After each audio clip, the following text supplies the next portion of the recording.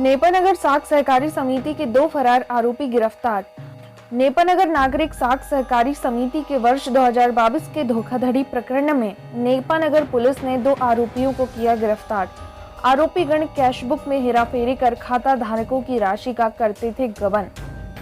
नेपानगर में भी एक बड़ा घोटाला सामने आया है, जिसमें करीब 9 करोड़ के आसपास का घोटाला उजागर हुआ है और इस मामले में नामजद करीब 16 लोगों को आरोपी बनाया गया है। नेपानगर नागरिक साख सहकारी समिति के वर्ष 2022 के धोखाधड़ी प्रकरण में 2 आरोपियों को गिरफ्तार किया गया है।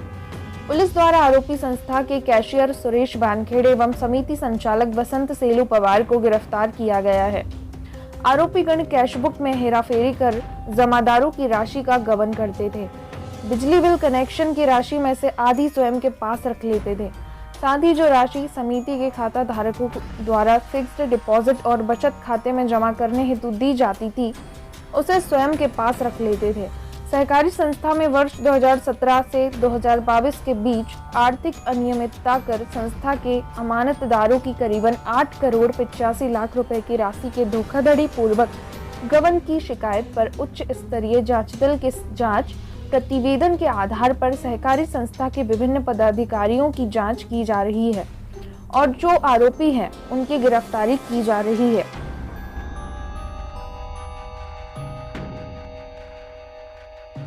दिसंबर 2022 में नागरिक सहकारी बैंक में लगभग 8 करोड़ 75 लाख के आसपास, मोटा 9 करोड़ के आसपास का जो गबन हुआ था, उसके इसमें 420 का मामला कायम किया, जिसके अंदर 16 आरोपी जो है वो नामजद बनाए गए हैं। इसमें से आज 2 आरोपियों की पुलिस ने गिरफ्तारी की है।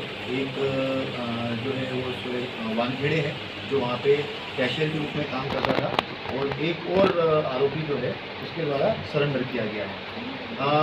इसमें अगर घोटाले के बारे में बात की जाए तो एमपीईबी का जो कैश कलेक्शन होता था, जो बिजली बिल का भुगतान होता है, उसको एमपीईबी ने नागरिक सहकारी बैंक के साथ में 2016 में एक कॉन्ट्रैक्ट किया था, जिसके अंदर कॉन्ट्रैक्ट में ये था कि अगले 5 साल के लिए 17 से लेकर 22 तक 5 साल के लिए जो भी पैसा एमपीईबी का कैश कलेक्शन होगा वो नागरिक सहकारी बैंक में जमा किया जाएगा। तो इसके अंदर 2 तरीके से पैसा जो है वो भुगतान किया जाता था बिजली बिल का। इसमें इनके जो एजेंट्स होते थे एमपीईबी के, वो जगह जगह पे जाकर कैश में भी पैसा जमा करते थे और साथ में अकाउंट में चेक से भी भुगतान होता था। तो चेक और कैश इस तरीके से 2 तरीके से पेमेंट मोड होता था।